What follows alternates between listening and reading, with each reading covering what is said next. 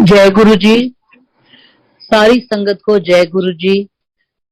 शुक्राना गुरु जी सबसे पहले ये मौका देने के लिए कि मैं सारी संगत से गुरु जी से जुड़ने का अपना एक्सपीरियंस शेयर कर सकूं। काफी पुरानी बात है, जब गुरु जी अपने फिजिकल फॉर्म में थे। हम लोग कुवैत बेस्ड हैं, हम कुवैत में रहते हैं। मेरे हस्बैंड इंडिया आने लगे थे फॉर हिज बिजनेस ट्रिप 2 दिन के लिए। मेरी बेटी और मेरी सिस्टर इन लॉ दोनों और साथ में मैं, हम लोग मेरे हस्बैंड को, मेरे अंकल जी को हम एयरपोर्ट ड्रॉप करके वापस आ रहे थे कुवैत में।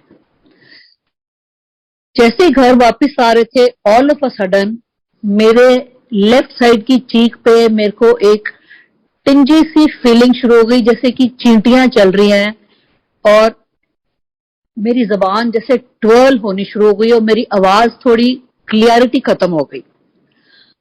तो एकदम से मैंने बोला गाड़ी में अपनी बेटी को कि बेटा समथिंग इज रॉन्ग, पता नहीं क्या हो रहा है, but I am not feeling too well. वहां पे हमारे एक फैमिली फ्रेंड्स हैं कुवैत के अंदर। गाड़ी में से मेरी बेटी ने और मेरी सिस्टर इन लॉ ने उनसे बात करी कि आंटी मम्मा की तबीयत ऐसे एकदम से खराब हो गई है, क्या करें। उन्होंने बोला इमीडिएटली हॉस्पिटल ले जाओ। इमीडिएटली हॉस्पिटल ले गए, वहां मुझे इमरजेंसी में एडमिट कर लिया गया। और मेरी बिटिया घबरा गई कि पापा अभी तो गए हैं, पापा फ्लाइट में होंगे, पापा को कैसे इन्फॉर्म करा जाए कि मम्मा की तबीयत खराब हो गई। कुवैत से फ्लाइट चलती है रात को और यहाँ दिल्ली में सुबह पहुंचती है अर्ली मॉर्निंग। तब तक इंतजार करी कि सुबह पापा पहुंच जाएंगे तो पापा को हम फोन करेंगे। मेरे सारे टेस्ट हुए, सब कुछ हुआ, मुझे रात भर उन्होंने इमरजेंसी वार्ड में रखा। सुबह हुई, सुबह मेरी बेटी ने और मेरी सिस्टर इन लॉ ने इधर फोन करा पापा को, पापा मम्मा की तबीयत ठीक नहीं है, mamma is admitted in the hospital. वो सुन के थोड़ा घबरा गई कि अभी तो मैं रात को आया हूं, बिल्कुल ठीक था, ऐसा कभी कुछ हुआ नहीं, एकदम से क्या हो गया। मेरी सिस्टर इन लॉ कहती है भैया आप वापस आ जाओ। यहाँ होता क्या है कि फ्लाइट सुबह पहुंचती है कुवैत से, और अगर वापस हमने ट्रैवल करना है तो यहाँ से आधी रात को फ्लाइट जाती है जो कुवैत में अगले दिन अर्ली मॉर्निंग पहुंचती है। पूरा दिन था, वापस आ नहीं सकते थे, थोड़ा परेशान हो गए, घबरा गए।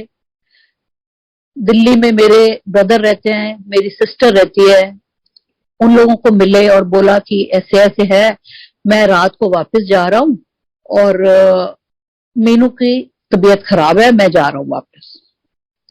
इतनी देर में मेरा ब्रदर इन लॉ मतलब मेरा छोटा जीजा, वो गुरुजी के पास जाते थे, जिसका हमें बिल्कुल पता नहीं था।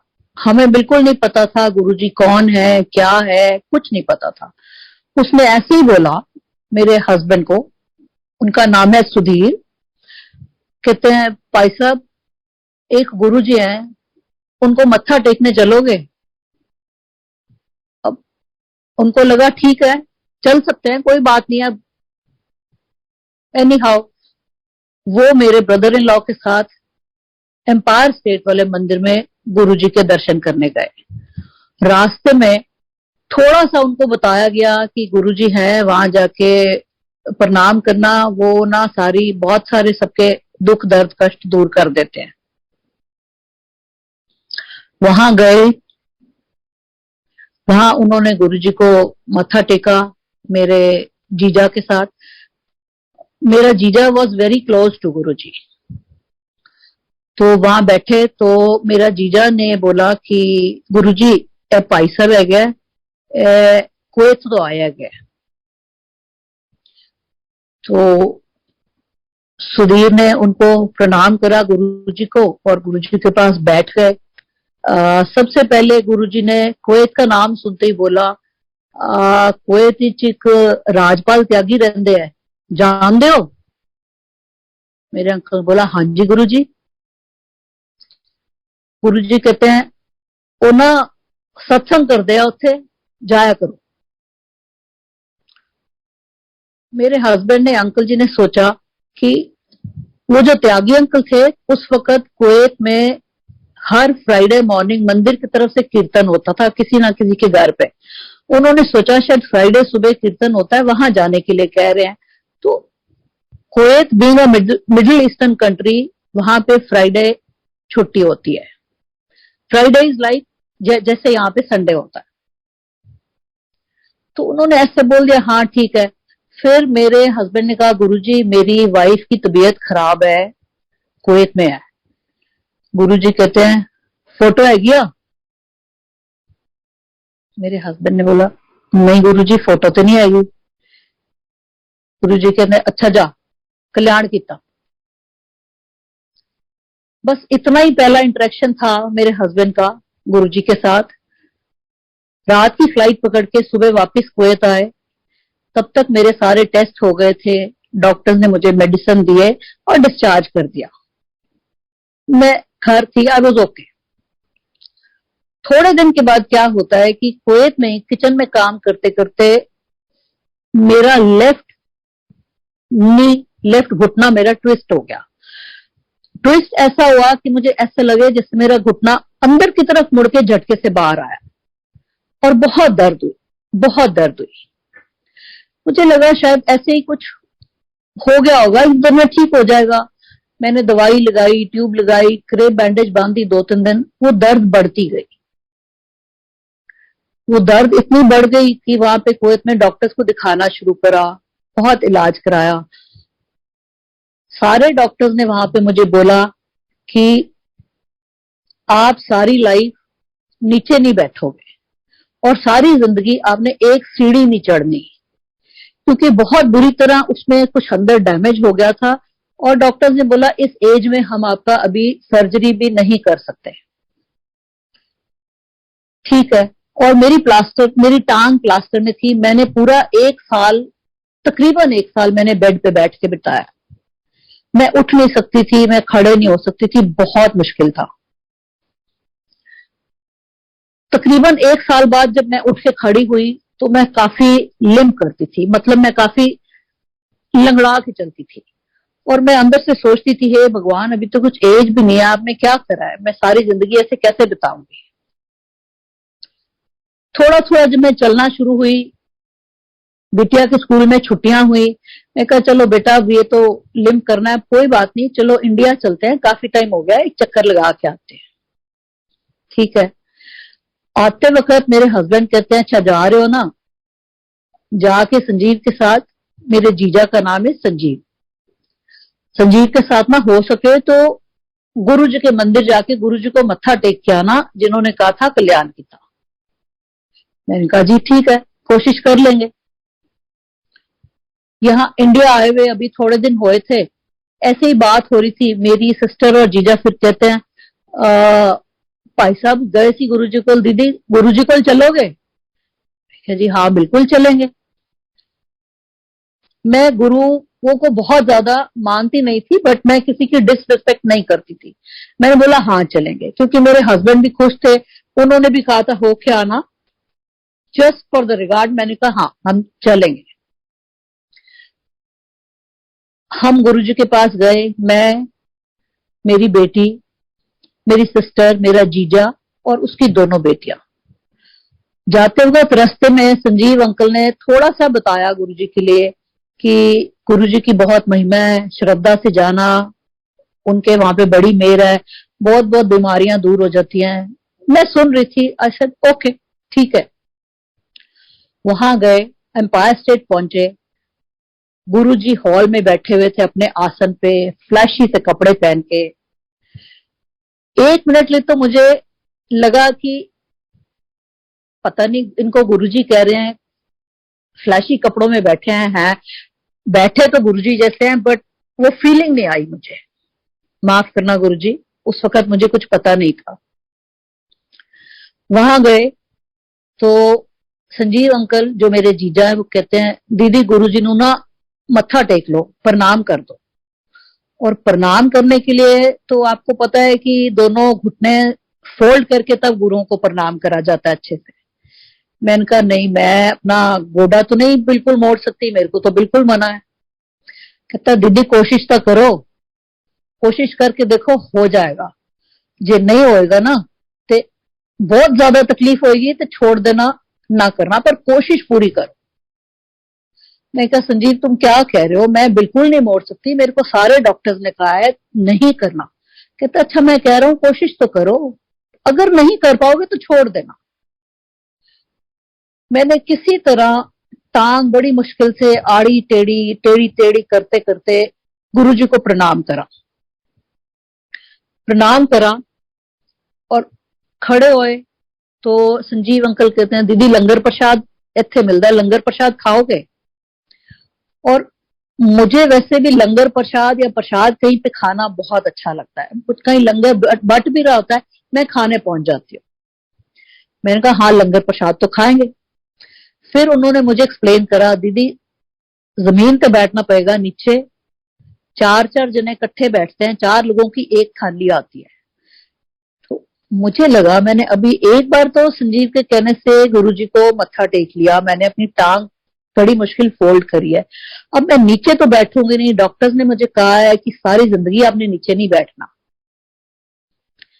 कहता दीदी नीचे बैठना पे, मैं क्या संजीव लंगर तो खा सकती हूँ लेकिन मैं नीचे नहीं बैठूंगी। दीदी कोशिश तो करो, इन्हों दे ना लंगर प्रसाद दे विच बड़ा प्रताप हैगा, बड़िया बड़िया चीजा दूर हो जांदियां है, कोशिश करो।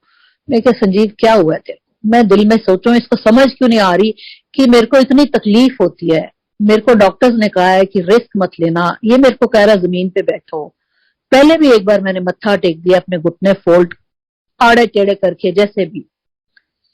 कहता अच्छा कोशिश तो करो ना, नहीं बैठा जाएगा ना तो ना बैठना। मैंने अपने पूरे मन से कोशिश करी, बड़ी मुश्किल में आए आए करती करती नीचे बैठी, बहुत लंबी सी टांग फैला के चौंकड़ी मार के। लंगर प्रसाद आया, लंगर प्रसाद खाया। मुझे उन्होंने समझा दिया था कि जितना लंगर प्रसाद एक प्लेट में आता है वो चार लोगों का होता है, चारों ने डिवाइड करके खाना होता है, तो अपना हिस्सा पूरा खाना, उसमें बड़ा प्रताप होता है, मीठा भी आएगा तभी भी खाना। और हालांकि उन दिनों में मेरी नई नई डायबिटीज डायग्नोज हुई थी, अंदर से मैं डर भी रही थी कि मैं नीचे भी बैठ गई हूं, पता नहीं अब क्या होएगा, पर मैंने ठीक है अपनी तरफ से पूरी कोशिश करी और मैं बैठ गई। लंगर प्रसाद खाया, उसके बाद प्रसाद में एक लड्डू था, मैंने लड्डू भी खाया, अंदर से डर भी लग रहा था पर मैंने खाया, श्रद्धा से खाया। उसके बाद हम उठे, हाथ धो के आए। एम्पायर स्टेट में पहले क्या होता था, लंगर प्रसाद खा के हाथ धो के गुरुजी की आज्ञा लेके जाते थे। हाथ धो के हम वापस आए गुरुजी की आज्ञा लेने के लिए। तो मैंने थोड़ा सा गुरुजी को ऐसा हल्का सा नीचे होके प्रणाम करा और मेरे घुटने में से ऐसी आग निकली, ऐसी आग निकली कि जैसे पता नहीं क्या हो गया कि मेरा गोडा जल जाएगा लेफ्ट वाला। और अंदर से मुझे बहुत डर लग रहा था कि हे भगवान मैंने क्या करा है, सारे डॉक्टर्स ने मुझे मना करा हुआ है, मैंने फिर भी संजीव की बात मान लिया, पता नहीं क्या होगा। और इतनी आग निकली कि मैं आपको क्या ही बयान करूं। जैसे ही गुरुजी की आज्ञा लेके हम बाहर जाके गाड़ी में बैठे तो मुझे बहुत भूख लगी, लंगर प्रसाद अंदर से खाया पेट भर के, गाड़ी में बैठते ही मुझे भूख लगी। मैंने बोला संजीव बड़ी भूख लग रही है, मुझे तो कुछ खाना खिला दे। कहता है दीदी अभी तो लंगर प्रसाद इतना खा के आए हो, अभी क्या खाना है? मैं क्या मुझे नहीं पता, मुझे बड़ी भूख लग रही है, मुझे कुछ भी खिला, जो मर्जी खिला, लेकिन मुझे खिला, नहीं तो मैं मर जाऊंगी, मुझे इतनी भूख लग रही है। अब रात का वक्त था, लेट इतना हो गए थे। तो कहते हैं अच्छा देखते हैं, फिर कहते हैं अच्छा चलो मेरे दोस्त का है गोला रेस्टोरेंट, वहां चलते हो? मैं क्या जहां तू ले जाएगा बस मुझे कुछ खिला दे। वहां गए, रात का टाइम था, उसने आइसक्रीम सिजलर ऑर्डर करा। कहता है दीदी इस वक्त यही मिल सकता है, जो आएगा खा लो। मैं कहा जो भी मिल रहा है मुझे खिलाओ। आइसक्रीम सिजलर खाया हमने सबने वहां बैठ के। उसके बाद हम घर आ गए, सुबह उठे। अब जैसे संजीव अंकल ने बताया था कि गुरुजी के लंगर प्रसाद में बड़ी महिमा है, वो उनमें बहुत ताकत है, बहुत वो करते हैं, बड़े बड़े मिरेकल्स होते हैं। मेरे दिमाग में कुछ खुराफत सी आई। मैंने सुबह उठते ही अपनी शुगर चेक करी कि मैंने रात को इतना मीठा खाया, संजीव ने कहा है, और सुबह मैं उठी हूं तो मेरी शुगर बिल्कुल नॉर्मल निकली। मैं बड़ी हैरान थी।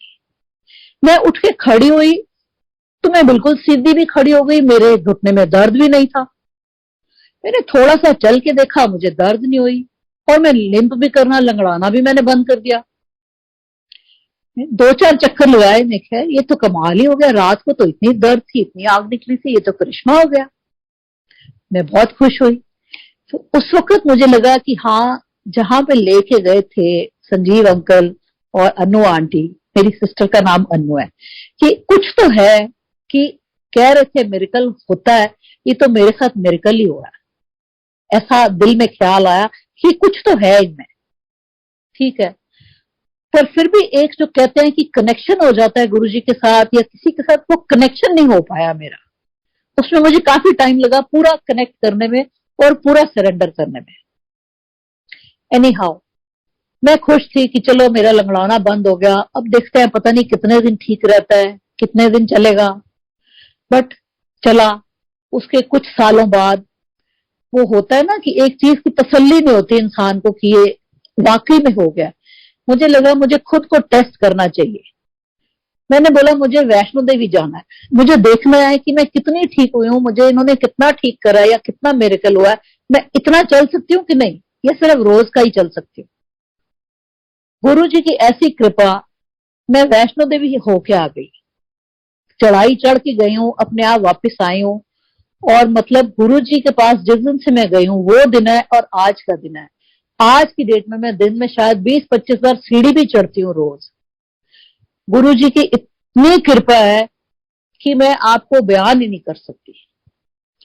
धीरे धीरे ऐसा कनेक्शन हो गया गुरु जी के साथ कि अभी दिन चढ़ते रात होते हमारे साथ, पूरी फैमिली के साथ, ऐसा लगता है गुरु जी हमारे साथ ही हैं।